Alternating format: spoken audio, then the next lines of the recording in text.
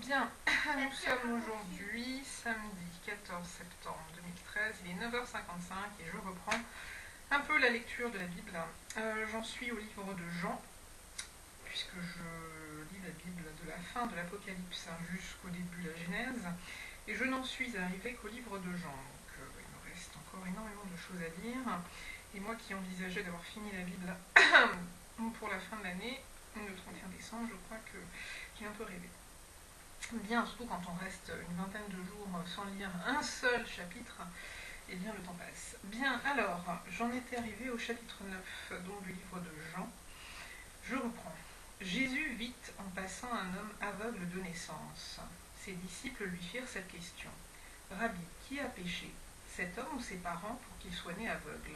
Alors voilà, c'est ça. Ça, c'est une phrase dans la Bible qui suppose que quelque chose de l'ordre de la réincarnation pourrait exister, parce que en même temps ce sont ses disciples, donc ce sont des hommes qui étaient avant dans le monde et qui se sont ralliés effectivement à Jésus, qui croyaient peut-être à des choses profanes, donc qui en gardent peut-être des restes, mais l'idée c'est quand des parents effectivement font du n'importe quoi, la punition tomberait sur les enfants, mais ça c'était avant la naissance de Jésus, nous étions sous la loi et les punitions et le fait de payer quand on péchait, quand on tombait, ou le fait de faire des sacrifices pour éviter d'avoir à payer, etc. Mais avec la naissance de Jésus, tout ça est terminé. Il n'est plus question de faire des sacrifices, il est question simplement de bénéficier ou pas de la grâce de Dieu qui est gratuite. Il n'y a rien en échange à part une volonté sincère.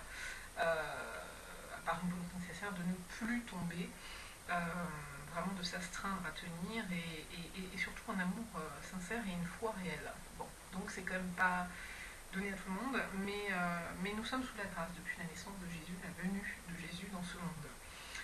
Donc en tout cas là ils le disent, je relis la phrase, ses disciples lui dirent, non, les disciples lui firent cette question, deux points. Rabbi, qui a péché, cet homme ou ses parents, pour qu'il soit né aveugle? Donc c'est intéressant parce que soit effectivement ce seraient les parents qui auraient péché et du coup, conséquence, l'enfant naîtrait aveugle, punition pour les parents, soit ce serait lui, homme, qui aurait péché, mais il aurait péché avant de naître, pour naître aveugle. Donc voilà, c'est là que justement ça interroge. Et j'avais dû lire il y a longtemps dans un bouquin de, je crois, R. Emmanuel, qui s'appelle Réconciliation avec la vie que j'ai perdue. J'ai dû le prêter à quelqu'un qui ne me l'a jamais rendu et je ne sais même plus qui en plus. Mais ce livre était intéressant, il parlait de sujets complètement à contre-courant, enfin non pas dans le sens des Écritures, simplement c'était très intéressant. Et je crois que c'est ce livre qui précisait qu'une preuve, entre guillemets, de la réincarnation se trouvait dans certains passages de la Bible. Et ceci est donc l'un des passages qui peut interroger sur la réincarnation. Donc je reprends depuis le début. Chapitre 9 du livre de Jean. Jésus vit en passant un homme aveugle de naissance. Ses disciples lui firent cette question. Deux points. Rabbi, qui a péché, cet homme ou ses parents, pour qu'il soit né aveugle? Jésus répondit, ce n'est pas que lui ou ses parents aient péché, mais c'est afin que les œuvres de Dieu soient manifestées. Il faut que je fasse, tandis qu'il est jour, les œuvres de celui qui m'a envoyé. La nuit vient où personne ne peut travailler. Pendant que je suis dans le monde, je suis la lumière du monde. Après avoir dit cela, il cracha à terre et fit de la boue avec sa salive. Puis, il appliqua cette boue sur les yeux de l'aveugle et lui dit, va et lave-toi au réservoir de Siloé, le nom qui signifie envoyé. Il y alla, se lava et s'en retourna voyant clair. Ses voisins et ceux qui auparavant l'avaient connu comme un mendiant disaient, n'est-ce pas là celui qui se tenait assis et qui mendiait? Les uns disaient, c'est lui. D'autres disaient, non, mais il lui ressemble. Et lui-même disait, c'est moi. Ils lui dirent donc, comment tes yeux ont-ils ouverts? Il répondit, l'homme qu'on appelle Jésus a fait de la boue, a oint mes yeux et m'a dit, va au réservoir de Siloé et lave-toi. J'y suis allé, je me suis lavé et j'ai recouvré la vue. Ils lui dirent, où est cet homme? Il répondit, je ne sais pas. Ils menèrent vers les pharisiens celui qui avait été aveugle. Or, c'était un jour de sabbat que Jésus avait fait de la boue et lui avait ouvert les yeux. De nouveau, les pharisiens aussi lui demandèrent comment il avait recouvré la vue. Et il leur dit, deux points, il a appliqué de la boue sur mes yeux, je me suis lavé et je vois. Sur quoi quelques-uns des pharisiens dirent, cet homme ne vient pas de Dieu, car il n'observe pas le sabbat. D'autres dirent, comment un homme pécheur peut-il faire de tels miracles? Et il y eut des parmi eux. Ils dirent encore à l'aveugle, toi, que dis-tu de lui sur ce qu'il t'a ouvert les yeux? Il répondit, c'est un prophète. Les Juifs ne crurent point qu'il eût été aveugle et qu'il eût recouvré la vue, jusqu'à ce qu'ils eussent fait venir ses parents. Et ils les interrogèrent, disant, est-ce là votre fils, que vous dites être né aveugle? Comment donc voit-il maintenant? Ses parents répondirent, nous savons que c'est notre fils et qu'il est né aveugle. Mais comment il voit maintenant, ou qui lui a ouvert les yeux, c'est ce que nous ne savons. Interrogez-le lui-même. Il a de l'âge, il parlera de ce qui le concerne. Ses parents dirent cela parce qu'ils craignaient les Juifs, car les Juifs étaient convenus que si quelqu'un reconnaissait Jésus pour le Christ, il serait exclu de la synagogue. C'est pourquoi ses parents dirent, il a de l'âge, interrogez-le lui-même. Les pharisiens appelèrent une seconde fois l'homme qui avait été aveugle et ils lui dirent, donne gloire à Dieu, nous savons que cet homme est un pécheur. Il répondit, s'il est un pécheur, je sais une chose, c'est que j'étais aveugle et que maintenant je vois. Ils lui dirent, que t'a-t-il fait? Comment t'a-t-il ouvert les yeux? Il leur répondit, je vous l'ai déjà dit, et vous n'avez pas écouté. Pourquoi voulez-vous l'entendre encore? Voulez-vous aussi devenir ses disciples? Ils l'injurièrent et dirent, c'est toi qui es son disciple. Nous sommes disciples de Moïse. Nous savons que Dieu a parlé à Moïse, mais celui-ci, nous ne savons d'où il est. Cet homme répondit, il est étonnant que vous ne sachiez d'où il est, et cependant il m'a ouvert les yeux. Nous savons que Dieu n'exauce point les pécheurs, mais si quelqu'un l'honore et fait sa volonté, c'est celui-là qui l'exauce. Jamais on n'a entendu dire que quelqu'un ait ouvert les yeux d'un aveugle-né. Si cet homme ne venait pas de Dieu, il ne pourrait rien faire. Ils lui répondirent, tu es né tout entier dans le péché et tu nous enseignes? Et ils le chassèrent. Jésus apprit qu'il l'avait chassé et l'ayant rencontré, il lui dit,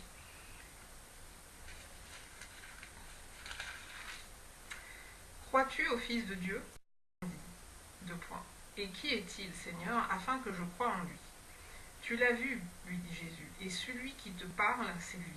Et il dit, je crois, Seigneur. Et il se prosterna devant lui.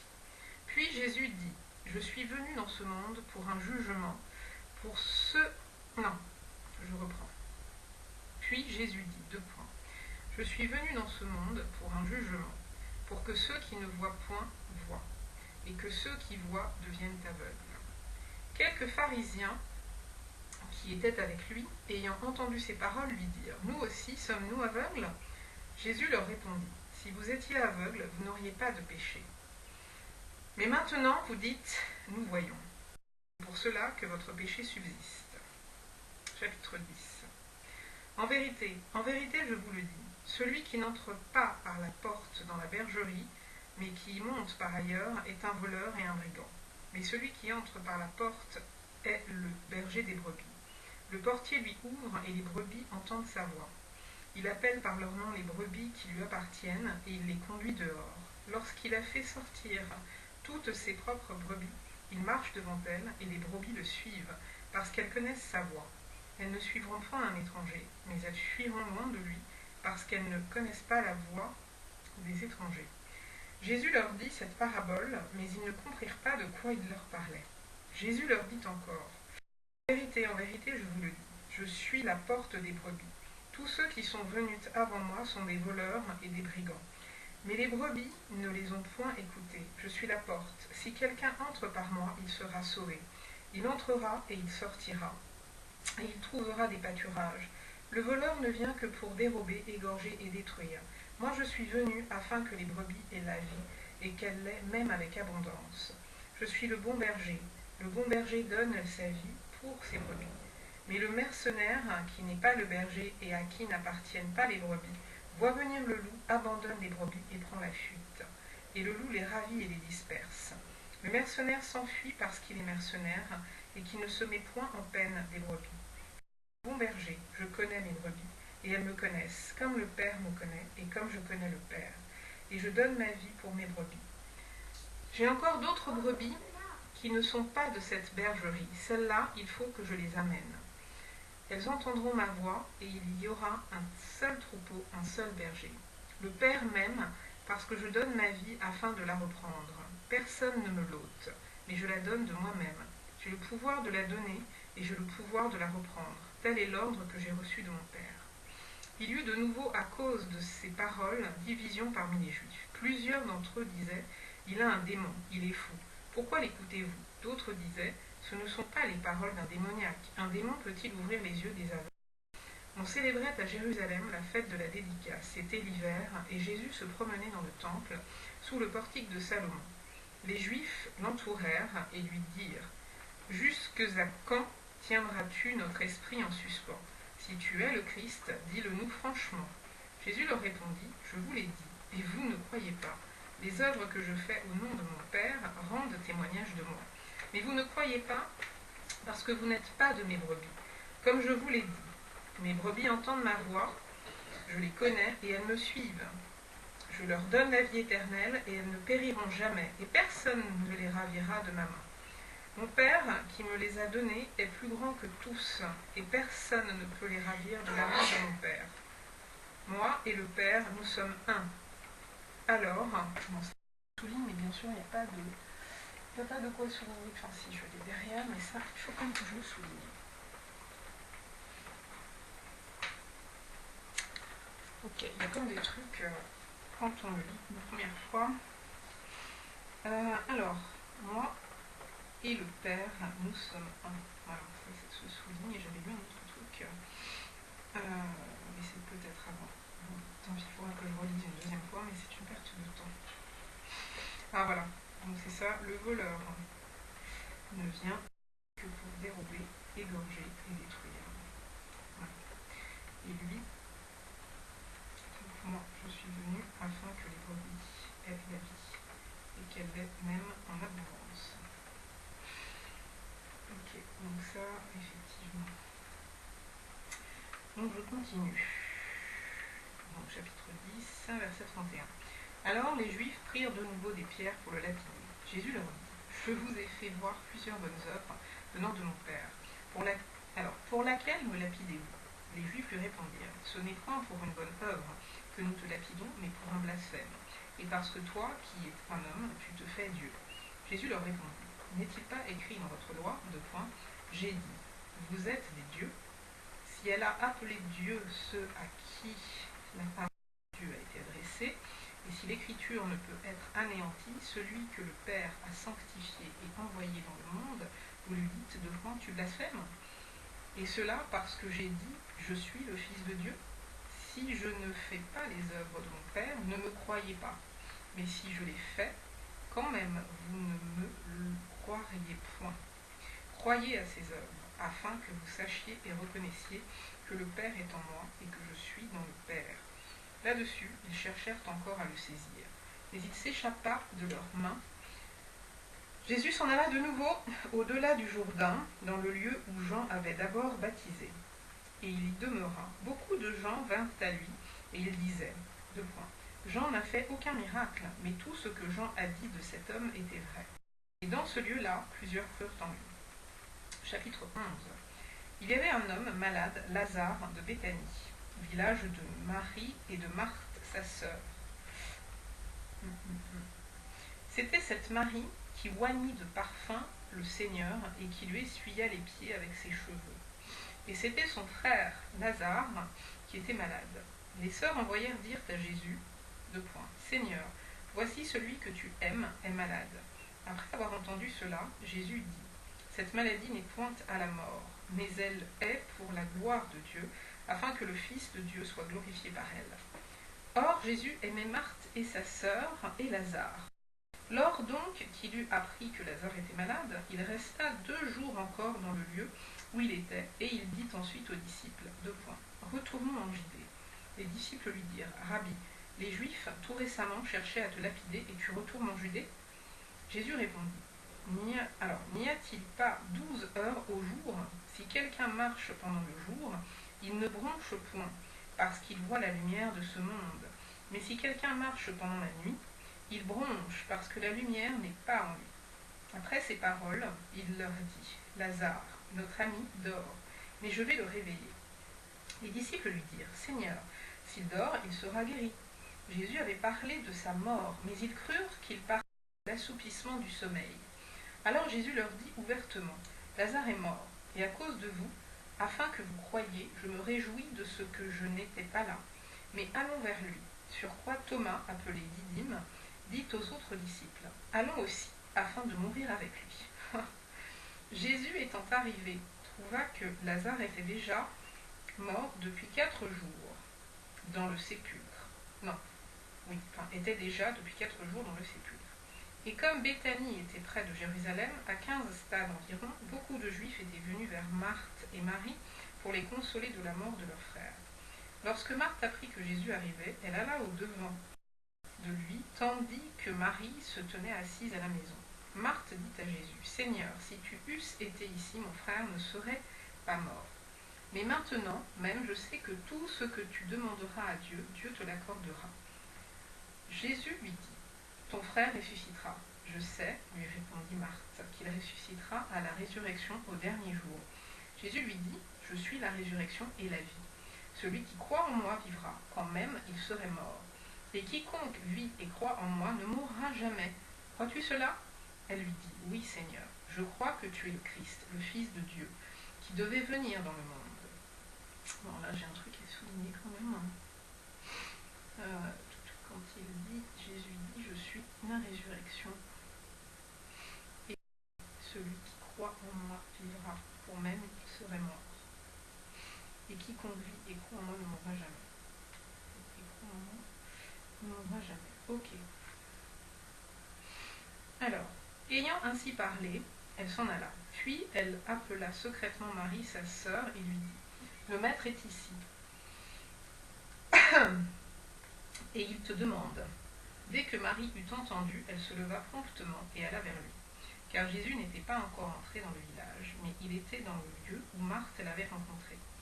Les Juifs qui étaient avec Marie dans la maison et qui la consolaient, l'ayant dû se lever promptement et sortir, la suivirent, disant, « Elle va au sépulcre pour y pleurer. » Lorsque Marie fut arrivée là où était Jésus, et qu'elle le vit, elle tomba à ses pieds, et lui dit, « Seigneur, si tu eusses été ici, mon frère ne serait pas mort. » Jésus, la voyant pleurer, elle et les Juifs qui étaient venus avec elle, frémit en son esprit et fut tout ému.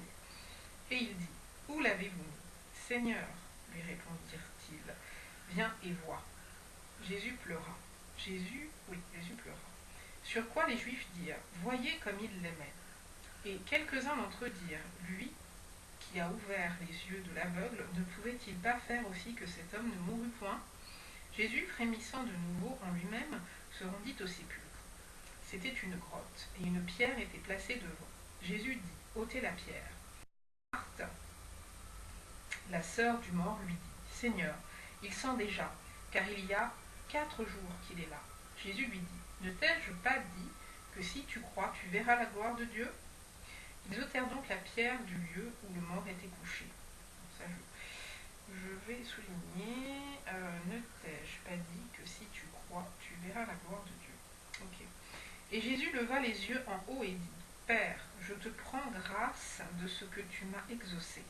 Pour moi, je savais que tu m'exauces toujours, mais j'ai parlé à cause de la foule qui m'entoure, afin qu'ils croient que c'est toi qui m'as envoyé. » Ayant dit cela, il cria d'une voix forte, « Lazare, sors !»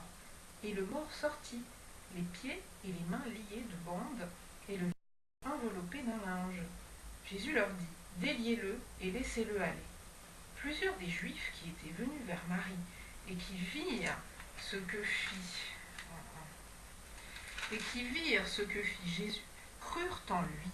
Mais quelques-uns d'entre eux allèrent trouver les pharisiens et leur dirent ce que Jésus avait fait. Alors les principaux sacrificateurs et les pharisiens assemblèrent le Sanhédrin et dirent, « Que ferons-nous ? Car cet homme fait beaucoup de miracles. Si nous le laissons faire, tous croiront en lui. Et les Romains viendront détruire et notre ville et notre nation. » L'un d'eux, Caïphe, qui était souverain sacrificateur cette année-là, leur dit, « Vous n'y entendez rien, vous ne réfléchissez pas qu'il est de votre intérêt qu'un seul meure pour le peuple et que la nation entière ne périsse pas. Or, il ne... Quoi ? Or, il ne dit pas cela de lui-même, mais étant souverain sacrificateur cette année-là, il prophétisa que Jésus devait mourir pour la nation. Et ce n'était pas pour la nation seulement, c'était aussi afin de réunir en un seul corps les enfants de Dieu dispersés. Dès ce jour, ils résolurent de le faire mourir. C'est pourquoi Jésus ne se montra plus ouvertement parmi les Juifs, mais il se retira dans la contrée voisine du désert, dans une ville appelée Éphraïm. Et là, il demeurait avec ses disciples. Donc ça, c'est intéressant. Donc c'est après la résurrection de Lazare que la décision a été prise par les pharisiens donc de faire mourir Jésus. Donc je note décision première prise de tuer Jésus. Ok. D'accord. Dès ce jour, donc ça j'ai lu, tac. La Pâque des Juifs était proche et beaucoup de gens du pays montèrent à Jérusalem avant la Pâque pour se purifier. Ils cherchaient Jésus et ils se disaient les uns aux autres dans le temple, que vous en semble? Ne viendra-t-il pas à la fête? Or, les principaux sacrificateurs et les pharisiens avaient donné l'ordre que si quelqu'un savait où il était, il le déclarât afin qu'on se saisît de lui. Chapitre 12.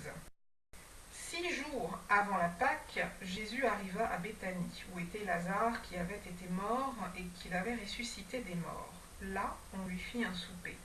Marthe servait et Lazare était un de ceux qui se trouvaient à table avec lui. Marie, ayant pris un livre d'un parfum de nard pur de grand prix, oignit les pieds de Jésus et elle lui essuya les pieds avec ses cheveux. Et la maison fut remplie de l'odeur du parfum. Alors, je souligne, Marie, ayant pris une livre d'un parfum de nard pur de grand prix, oignit les pieds de Jésus et elle lui essuya les pieds avec ses cheveux. Ok. Un de ses disciples, Judas Iscariote, fils de Simon, celui qui devait le livrer, dit « Pourquoi n'a-t-on pas vendu ce parfum 300 deniers pour les donner aux pauvres ?» Il disait cela non parce qu'il était voleur et que, tenant la bourse, il prenait ce qu'on y mettait, mais... Quoi? J'avais compris. Alors pourquoi disait-il cela? Je reprenne. Il disait cela non qu'il se mit en peine des pauvres. Ah voilà. Il disait cela, non qu'il se mit en peine des pauvres, virgule, mais parce qu'il était voleur et que tenant la bourse, il prenait ce qu'on y mettait. Voilà, je n'avais pas vu une partie. Mais Jésus dit, laisse-la faire, elle a gardé ce parfum pour le jour de ma sépulture. Vous avez toujours pauvre avec vous, mais vous ne m'avez pas toujours. Une grande multitude de Juifs apprirent que Jésus était à Béthanie. Et ils vinrent non pas seulement à cause de lui, mais aussi pour avoir Lazare qu'il avait pour voir Lazare qu'il avait ressuscité des morts. Les principaux sacrificateurs délibérèrent de faire mourir aussi Lazare, parce que beaucoup de Juifs se retiraient d'eux à cause de lui et croyaient en Jésus.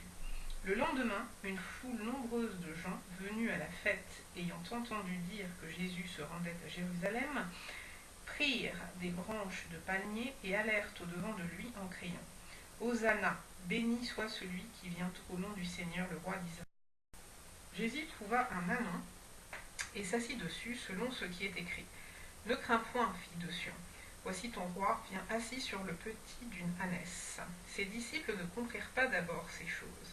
Mais lorsque Jésus eut été glorifié, ils se souvinrent qu'elles étaient écrites de lui et qu'il les avait accomplies à son égard.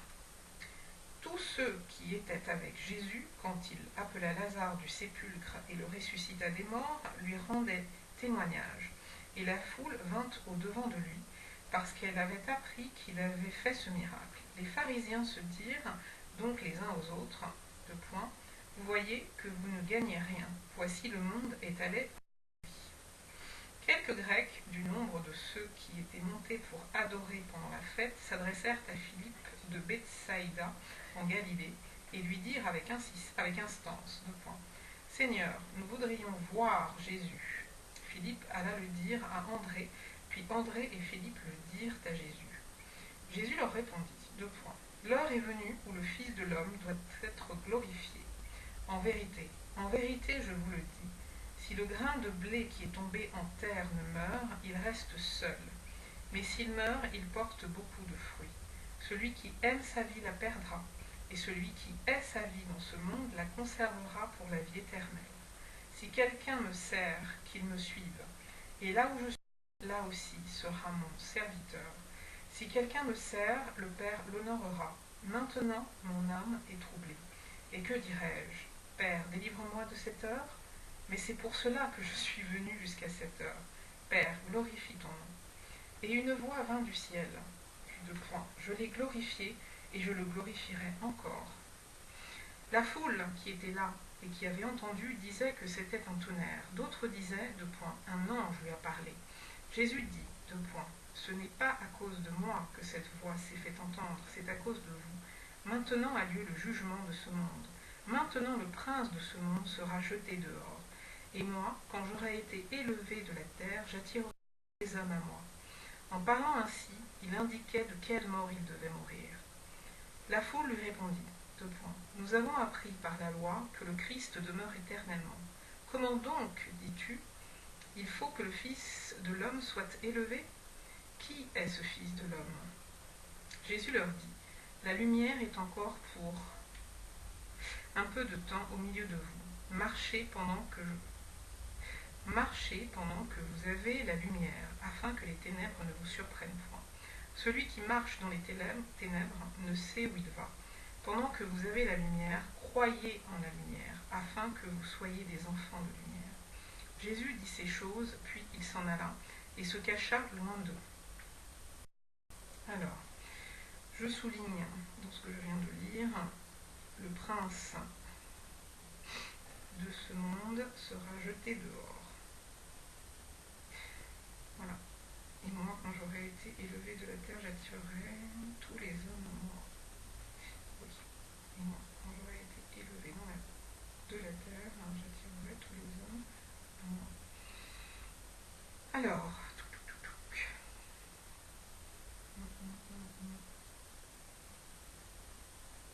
il faut que le Fils de l'homme soit élevé. Oui, l'heure est venue. Voilà. L'heure est venue. Le Fils de l'homme doit être glorifié. Ok. Alors, verset 37, toujours du chapitre 12. Malgré tant de miracles qu'il avait faits en leur présence, ils ne croyaient pas en lui, afin que s'accomplît la parole qu'Isaïe le prophète a prononcée. Seigneur, qui a cru à notre prédication? Et à qui le bras du Seigneur a-t-il été révélé? Aussi ne pouvait-il croire parce qu'Isaïe a dit encore, il a aveuglé leurs yeux et il a endurci leur cœur de peur qu'ils ne voient des yeux, qu'ils ne comprennent du cœur, qu'ils ne se convertissent et que je ne les guérisse. Isaïe dit ces choses lorsqu'il vit sa gloire et qu'il parla de lui. Cependant, même parmi les chefs, plusieurs crurent en lui. Mais à cause des pharisiens, ils n'en faisaient pas l'aveu, dans la crainte d'être exclus de la synagogue, car ils aimèrent la gloire des hommes plus que la gloire de Dieu. Or, Jésus s'était écrié, « Celui qui croit en moi croit, non pas en moi, mais en celui qui m'a envoyé. Et celui qui me voit, voit celui qui m'a envoyé. Je suis venu comme une lumière dans le monde, afin que quiconque croit en moi ne demeure pas dans les ténèbres. » Ça, je souligne, je suis venu comme une lumière dans le monde, afin que quiconque croit en moi ne demeure pas dans les ténèbres. Si quelqu'un entend mes paroles et ne les garde point, ce n'est pas moi qui le juge, car je suis venu non pour juger le monde, mais pour sauver le monde. Ça, c'est bon. Si quelqu'un entend mes paroles et ne les garde point, ce n'est pas moi qui le juge, car je suis venu non pour juger le monde, mais pour sauver le monde. Celui qui me rejette et qui ne reçoit pas mes paroles a son juge. La parole que j'ai annoncée, c'est elle qui le jugera au dernier jour. Car je n'ai point parlé de moi-même, mais le Père qui m'a envoyé m'a prescrit lui-même ce que je dois dire et annoncer. Et je sais que son commandement est la vie éternelle. C'est pourquoi les choses que je dis, je les dis comme le Père me les a dites. Alors,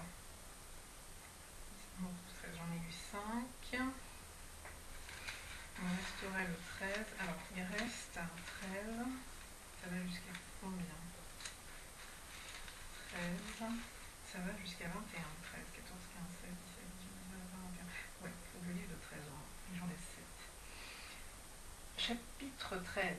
Avant la fête de Pâques, Jésus, sachant que son heure était venue de passer de ce monde au Père, et ayant aimé les siens qui étaient dans le monde, mit le comble à son amour pour eux. Et après le souper, lorsque le diable avait déjà inspiré au cœur de Judas Iscariote, fils de Simon, le dessein de livrer, Jésus, qui savait que le Père avait remis toutes choses entre ses mains, qu'il était venu de Dieu, et qu'il s'en allait à Dieu, se leva de table, ôta ses vêtements et prit un linge dont il se ceignit. Donc, oui. Ensuite, il versa de l'eau dans un bassin, et il se mit à laver les pieds des disciples et à les essuyer avec le linge dont il était ceint. Ok. Et donc ça, je note. Donc c'est avant la fête de Pâques. Jésus, sachant que son heure était venue, de passer de ce monde au Père.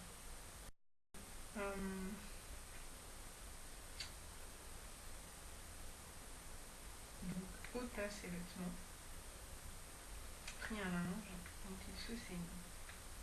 Il versa de l'eau dans un bassin et il se mit à laver les pieds des disciples et à les essuyer avec le linge dont il était ceint. C'est EINT.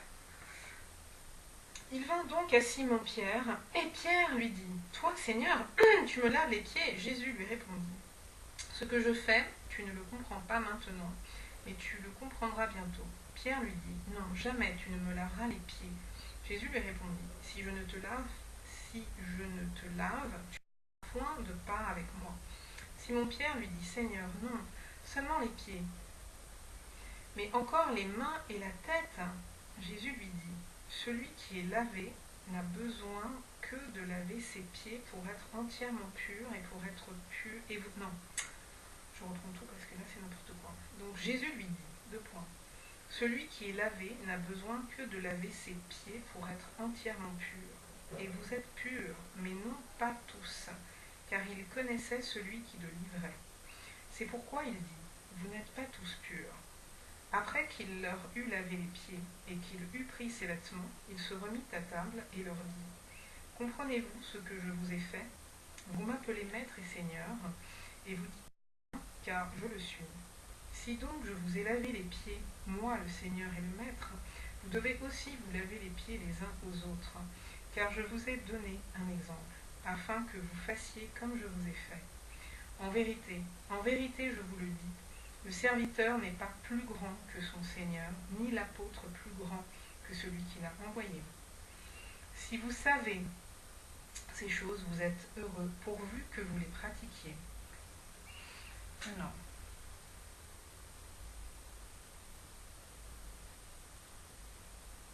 si donc je vous ai lavé les pieds, donc je vous ai lavé les pieds, moi le Seigneur et le Maître, vous devez aussi vous laver les pieds les uns aux autres. Car je vous ai donné un exemple, afin que vous fassiez comme je vous ai fait. Le serviteur n'est pas plus grand que son Seigneur, ni l'apôtre plus grand que celui qui l'a envoyé. Ce n'est pas de vous tous que je parle, je connais ceux que j'ai choisis, mais il faut que l'écriture s'accomplisse. Celui qui mange avec moi le pain a levé son talon contre moi. Dès à présent, je vous le dis, avant que la chose arrive, afin que, lorsqu'elle arrivera, vous croyiez à ce que je suis. En vérité, je vous le dis, celui qui reçoit celui que j'aurai envoyé me reçoit, et celui qui me reçoit celui qui m'a envoyé. Alors ça, il faut que je souligne. Celui qui reçoit celui que j'aurai envoyé me reçoit, et celui qui me reçoit celui qui m'a envoyé. Ayant ainsi parlé, Jésus fut troublé en son esprit, et il dit expressément, en vérité, je vous le dis, l'un de vous me livrera. Les disciples se regardaient les uns les autres, ne sachant de qui il parlait. Un des disciples, celui que Jésus aimait, était couché sur le sein de Jésus.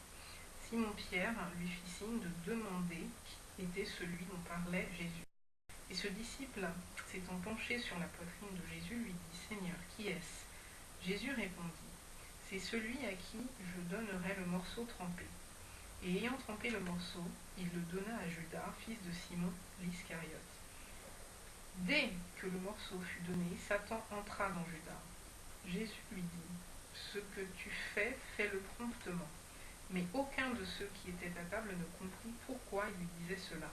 Car quelques-uns pensaient que comme Judas avait la bourse, Jésus voulait lui dire « Achète ce dont nous avons besoin pour la fête » ou qu'il lui commandait de donner quelque chose aux pauvres. Judas, ayant pris le morceau, se hâta de sortir. Il était nuit. Lorsque Judas fut sorti, Jésus dit « Maintenant le Fils de l'homme a été glorifié, et Dieu a été glorifié en lui. Si Dieu a été glorifié en lui, Dieu aussi le glorifiera en lui-même, et il le glorifiera bientôt. Mes petits enfants, je suis pour peu de temps encore avec vous. Vous me chercherez, et comme j'ai dit aux Juifs, vous ne pouvez venir où je vais, je vous le dis aussi maintenant. Je vous donne un commandement nouveau, aimez-vous les uns les autres, comme je vous ai aimés. Vous aussi, aimez-vous les uns les autres. À ceci, tous connaîtront que vous êtes mes disciples. Ah oui, ça c'est fort, pour moi c'est la pierre angulaire. Simon-Pierre lui dit, Seigneur, où vas-tu? Jésus répondit, tu ne peux pas maintenant me suivre où je vais, mais tu me suivras plus tard. Seigneur, lui dit Pierre, pourquoi ne puis-je pas te suivre maintenant? Je donnerai ma vie pour toi. Jésus répondit, tu donneras ta vie pour moi? En vérité, je te le dis, le coq ne chantera pas que tu m'aies renié 3 fois. Bon, alors, je lirai la suite, bien que ce soit assez passionnant, parce que là c'est un moment quand même assez crucial du passage de Jésus sur cette terre. Mais bon, voilà, je pense que pour aujourd'hui c'est bon, donc on reprendra au 14e.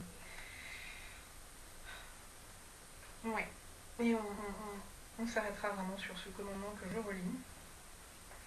Je relis ce dernier bloc.